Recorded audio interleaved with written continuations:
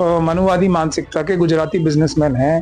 मोदी जी और अमित शाह जी के साथ मिलके, मोहन भागवत जी के साथ मिलके जो देश को लूट रहे हैं, उनको जेल में जाना है लंबे लंबे टाइम के लिए। ये तो फाइनल बात है। अडानी, अंबानी, यूसुफ लुलू जैसे कुछ लोगों को छोड़ के सबके बिजनेसेस छीने जा रहे हैं, सबकी पिटाई हो रही है, सबके घर पे बुलडोजर भी चल रही है। लड़ाई लड़ोगे नहीं, मुंह दिखाने के लिए बड़े बड़े भाषण, कवालियां, शेरो शायरी, स्पीचेस और एक दो दिन की ये रैलीज और परेड्स करना बंद करो। जमीन पे आके आंदोलन करो। देशद्रोही जो बैठे हैं आज ईवीएम के माध्यम से बड़े बड़े पदों पे बैठे हैं, उनको हटाओ सत्ता से, निष्पक्ष चुनाव पेपर बैलेट से कराओ और अच्छी सरकारें लाओ। अगर ये काम ये नहीं करते, डरे ही रहते हैं, तब जनता को सड़कों पे आना पड़ेगा। अंबेडकरवादियों के साथ मिलके जनता लीड करेगी, पेपर बैलेट से चुनाव कराएगी। आप लोग कमर कस के तैयार हो जाइए। हम जल्दी बड़े आंदोलन का ऐलान करेंगे, फिर हम देखेंगे कौन सा मनुवादी पेपर बैलेट के बगैर किसी भी चीज से चुनाव करा सकते। देश में जब भी कभी एक आम आदमी परेशान होता है, उत्पीड़ित होता है, ज्यादातर उसकी नजर कोर्ट्स पर जाती है, खास करके सुप्रीम कोर्ट्स। और इसमें भी कोई दो राय नहीं कि वहां से इस तरह के फैसले, इस तरह की नजीरें हमारे पास मौजूद हैं कि भारत में रहने वाले हर कमजोर व्यक्ति को, दीवार से लगे हुए उस व्यक्ति को कभी कभी उम्मीदें नजर आती हैं। ऐसे फैसले हैं और वो लड़ाइयां भी, इसमें कोई दो राय नहीं कि समाज के लोगों ने लड़ी हैं। हमारे साथ महमूद पिराचा साहब हैं, इनको हमारे चैनल पर भी देखते हैं आप 4 PM पर, और देश के बड़े बड़े चैनलों पर काफी देखते हैं ये ईवीएम को लेकर के, वीवीपैट को लेकर के, एसआईआर को लेकर के, और जो कमजोर तबकों के बुनियादी मुद्दे हैं उनको लेकर ये अपनी बात करते हैं। लेकिन इस समय मेरी खुशनसीबी यह है कि ये मेरे निवास पर आए हुए हैं, तो मैं ये तमाम बातें तो सुन चुके आप वरियस चैनल्स पर। मैं तो इनको एक समाज के उन कमजोर तबके का एक ऐसा डॉक्टर समझता हूं और उनसे, उनके सामने वो मर्ज रखूंगा कि इन मर्जों के बारे में वो क्या कर रहे हैं। महबूब साहब, आपका स्वागत है हमारे चैनल पर। वैसे तो आप आते रहे, लेकिन इत्तेफाक है आज बिल्कुल हमारी आईडी के साथ ही मौजूद हैं आप। ये देश में कमजोर तबका है, बहुत बड़ी उसकी तादाद है, उसकी आप वरियस मौके पे लड़ाई उठा रहे हैं, वो हमें मालूम है, हम बताते भी हैं। लेकिन मैं आज ये पूछना चाहता हूं आपसे कि देश में जिस एक पर्टिकुलर तबके को सामने रख के टारगेट किया जा रहा है, वो इस वक्त बेयारो मददगार खड़ा है। मैं विशेष समुदाय की बात कर रहा हूं, मैं बहुजन समाज की बात कर रहा हूं, मैं कमजोर तबके की बात कर रहा हूं। संविधान बचाने की आप लड़ाई लड़ रहे हैं, लेकिन वो लोग जो इस वक्त परेशान हैं, चूंकि पॉलिटिकल भी उनका कोई प्रतिनिधित्व नहीं नजर आता, उन लोगों के लिए सबसे पहले तो ये बताइए आप कि आपका कोई मशवरा है? कोर्ट का मशवरा नहीं पूछ रहा हूं मैं आपसे, ये पूछ रहा हूं कोई राजनीतिक, कोई पुरसाने हल आपकी नजरों में है? बिल्कुल है। देखिए, मैं बार बार इस बात को बोलता हूं कि इस देश में दो ही वाद है। एक अम्बेडकरवाद, जो इंसान को इंसान के बराबर समझता है, भाईचारे के लिए काम करता है, सबके हक, अधिकार और इज्जत की बात करता है। दूसरा इसके बरक्स है मनुवाद, वो ये सब चीजें, इंसानियत, बराबरी, ये सब छीन के कुछ ही लोगों के हाथ में सारा संपदा और ताकत देना चाहता है। ये जंग जारी है और ये जंग जो है अल्टीमेटली अम्बेडकरवाद ने जीतनी है और भारत के संविधान ने जीतनी है। और मनुवादी जितने भी हैं, खास तौर पे आज की तारीख में जो मनुवादी मानसिकता के गुजराती बिजनेसमैन हैं, मोदी जी और अमित शाह जी के साथ मिलके, मोहन भागवत जी के साथ मिलके जो देश को लूट रहे हैं, उनको जेल में जाना है लंबे लंबे टाइम के लिए। ये तो फाइनल बात है। लेकिन ये होगा कैसे? हम लोग आरएसएस और बीजेपी को, मनुवादियों को बुरा कहते रहते हैं, ये समस्या का समाधान नहीं। अब इस देश के बहुजन ही नहीं, जो बहुजन नहीं है, SC ST OBC, मुस्लिम, सिख, क्रिश्चियन, बौद्ध के अलावा जो लोग हैं, वो भी मनुवाद का दंश महसूस कर रहे हैं। अडानी, अंबानी, यूसुफ लुलू जैसे कुछ लोगों को छोड़ के सबके बिजनेसेस छीने जा रहे हैं, सबकी पिटाई हो रही है, सबके घर पे बुलडोजर भी चल रहे हैं। अब इसका सोल्यूशन क्या है? सोल्यूशन वहां से नहीं है कि हम उन लोगों को बुरा बोले। सोल्यूशन है हमें, जो हमारे अपोजिशन के लीडर्स हैं, उनके साथ एक आखिरी कोशिश और की जाए।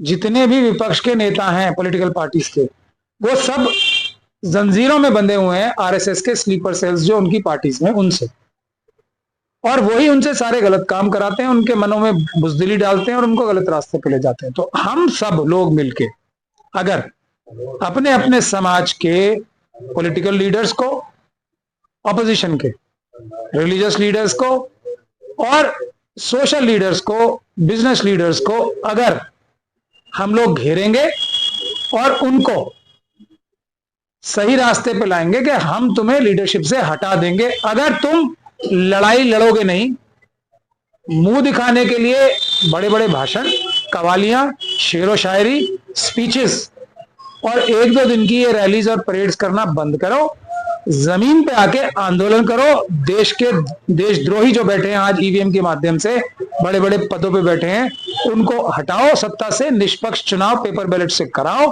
और अच्छी सरकारें लाओ। अगर ये काम ये नहीं करते, डरे ही रहते हैं, तब जनता को सड़कों पे आना पड़ेगा। अंबेडकरवादियों के साथ मिलके जनता लीड करेगी, पेपर बैलेट से चुनाव कराएगी और ईवीएम जैसे ही खत्म होगा, इनकी सारी बेईमानियां, सारी चोरियां जो ये इलेक्शन में करते हैं वो कम पड़ जाएंगी।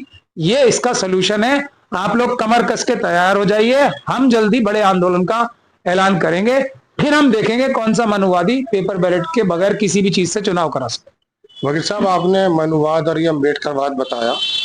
80 करोड़ जो लोग लाइन में लगे हुए हैं, उनमें से एक बहुत बड़ा तबका तो ऐसा है उनको मनु का ही नहीं पता। और जो अम्बेडकरवाद को मानने वाले लोग हैं, विपक्ष के लोग जिनके बारे में आप कह रहे हैं, आपने अपनी ही बात में कहा कि वो बीजेपी और आरएसएस के सेल से चिपके हुए लोग हैं, और दूसरी लाइन में आप ये कह रहे हैं कि उन्हें मजबूत कीजिए। तो ये कैसे संभव है कि वो आरएसएस से चिपके हुए भी हैं, बीजेपी से चिपके हुए हैं, स्लीपर सेल से चिपके हुए हैं, फिर उनके पीछे चले जाएं? मैंने इसीलिए कहा एक आखिरी मौका मेरा, अगर आप बात सुनेंगे, एक आखिरी मौका जरूर देना चाहिए, क्योंकि हम लोग ये नहीं चाहते कि, क्योंकि जो उसके बाद का रास्ता है वो थोड़ा और ज्यादा कठिन है, तो हम एक मौका देना चाहते हैं विपक्ष की पार्टीज को भी, वरना फिर आंदोलन तो होना ही है, ये अत्याचार नहीं चलेगा। जो 80 करोड़ लोगों की आप बात कर रहे हैं, उसमें से शेड्यूल कास्ट और शेड्यूल ट्राइब का एक भी घर ऐसा नहीं होना चाहिए जो करोड़पति ना हो। इतनी धन संपदा तो उनकी बाबा साहब के संविधान के माध्यम से, SC ST सब प्लान के माध्यम से जो चुराई हुई है अलग अलग सरकारों ने, यानी कि सब सरकारों ने, वो तो उनकी अमाउंट पड़े है ना। आंदोलन अब इसलिए होगा, शेड्यूल कास्ट शेड्यूल ट्राइब का हर घर करोड़पति होगा। और जो ये वक्फ के लिए जो हम सब लोगों के मुस्लिम लीडर्स ने जो ये वक्फ के केसेस जानबूझ के सुप्रीम कोर्ट में डाल के हारे हैं, और किस तरह से साजिश करके आरएसएस और बीजेपी के साथ मिलके वक्फ का कानून पूरा खराब कराया है, ये उसका भी आंदोलन होगा। कोई ये जो वक्फ की जमीनें अभी छीनने का प्रोग्राम बनाए, ये कामयाब नहीं होगा। तो हर जो शेड्यूल कास्ट शेड्यूल ट्राइब और मुस्लिम, सिख, क्रिश्चियन, बौद्ध का घर तो करोड़पति होना ही होना है।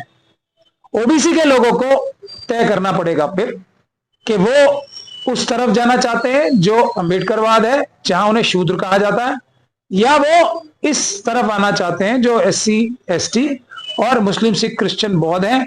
हमारे वो भाई हैं, हमारे बड़े भाई बड़ी बहनें हैं, वो वहां पे शूद्र हैं। ये इस देश की राजनीति और इस देश की दिशा और दशा ठीक ऐसे ही होगी, और कोई तरीका बाकी नहीं बचा। अच्छा वकील साहब, एक सवाल और है बस, ये तो आपने सारे समाजों को संदेश दे दिया। ये खास करके विशेष संप्रदाय में भी कुछ ऐसे आरोप के मुताबिक टूल्स निकल कर आए कि बंगाल में एक व्यक्ति जो विधायक था TMC का, उसके पता नहीं सपने में अचानक हुमायूं आया, बाबर आया, और उसे ठीक 6 दिसंबर को जब वहां इलेक्शन करीब है, उसके दिमाग में बाबरी मस्जिद बनानी आ गई। तो ये लोग, जाहिर सी बात है, पहले साल नहीं आया, दूसरे साल नहीं आया, तीसरे साल नहीं आया, ठीक 5वें साल में जब इलेक्शन करीब थे और अमित शाह वहां पर अपनी गोटियां लगा रहे हैं, जिस प्रकार से भी कहते हैं, उसने आकर के वहां बाबरी मस्जिद का मुद्दा छोड़ दिया। एक बात, सीमांचल में भले ही उस ओवैसी साहब 5 सीटें इस बार भी जीत गए हों, टूटने की खबरें भी आ रही हैं, मेरा रिजल्ट आपके सामने है। मैं पूछना ही चाहता हूँ, मैंने आपको वकील ना करके डॉक्टर कहा समाज का, मैं पूछना चाहता हूं कि ये जो टूल्स हैं, जब हम इनके बारे में बात करते हैं तो AIMIM के कार्यकर्ता वो भी हमें गाली बकते हैं। अभी हुमायूं कबीर के बारे में मैंने एपिसोड बनाया तो वहां भी बहुत सारी अच्छी बातें सुनने को मुझे मिली। आप विशेष समुदाय के अंदर जो इस तरह के स्लीपर सेल तथा कथित या टूल्स ये जो निकल करके आते हैं, इनके बारे में आपका क्या कहना है? देखिए, वो अपनी ड्यूटी कर रहे हैं। कोई बाबर या हुमायूं किसी के सपने में नहीं आ रहा। मोहन भागवत जी सपने में नहीं, चिट्ठी उनके ऑफिस से आती है, स्क्रिप्ट आती है, वो पढ़नी होती है। किसी को यहाँ हमारी इजाजत देता है कोई भी अपना धर्म बना सकता है, उन्होंने अपना एक अलग धर्म बना लिया है। तो अब जो भी कार्य वो करेंगे वो हम लोगों के लिए हराम है। जो हुमायूं कबीर साहब ने कहा है, मस्जिद हराम के पैसे से बनी नहीं सकती। आरएसएस के द्वारा स्पॉन्सर्ड कार्य जो वो कर रहे हैं वो हम पे हराम है। तो बात यह है कि जिहाद की बात और इन दो लोगों ने जो बात जिस वक्त में रखी थी जिहाद की और इलेक्शन लड़ने की, हुमायूं कबीर ने, उस मद्देनजर वकील साहब का भी कहना यह है कि गोया के ये इनडायरेक्ट वे में जो है ये आरएसएस को और बीजेपी को सपोर्ट कर रहा है। अब रही बात उलमाए सूबे का अलग चैप्टर है, फिर किसी एपिसोड में लेकर के हाजिर होंगे। आप वकील साहब कुछ कहना चाहते हैं? जिसका जो करना होगा, शेड्यूल का शेड्यूल ट्राइब इस देश के सबसे पिछड़े वर्ग हैं, मुसलमानों का तीसरा नंबर आता है। मैं सबसे पहले इस देश के शेड्यूल का शेड्यूल ट्राइब की हिफाजत के लिए खड़ा हूं, तीसरा नंबर मुसलमानों का आता है, उनके लिए भी खड़ा हूं। किसी की जो करना है, ये मेरा जिहाद है। अब किसको परेशानी है कि इस समय जो फिलहाल कुछ इस तरह के टूल्स निकल करके आए हैं जो समाज में तफरीक यानी कि बिखराव पैदा कर रहे हैं, उसके बारे में मैंने भी अपनी राय रखी थी और देश के एक बहुत बड़े वकील महमूद पराजा साहब, उन्होंने भी अपनी राय रखी है। आपको ये कमेंट्स किस प्रकार से लगते हैं? अच्छे लगते हैं, बुरे लगते हैं? बिल्कुल खुली बात की, मैं कोई मशीन ईवीएम के बारे में फिलहाल बात नहीं कर रहा हूं, चूंकि इनको इसी नजर से ज्यादा देखा जाता है। आपकी जो भी राय है कमेंट्स बॉक्स में जरूर लिखिए, चैनल को सब्सक्राइब कीजिए। नेक्स्ट टाइम किसी खबर के साथ हाजिर होता हूं। जय हिंद।